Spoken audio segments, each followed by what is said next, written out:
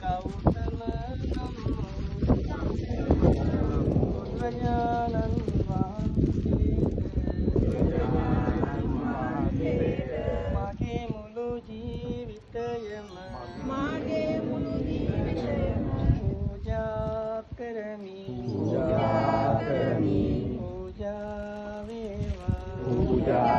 වේවා සියලු දෙනාගේ යහපත පිණිස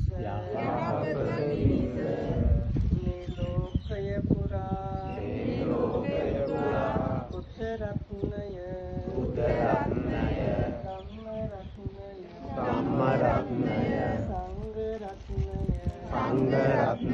බොහෝ කල් සැමට හිතසුව පිණිස වැඩ වසන සේක්වා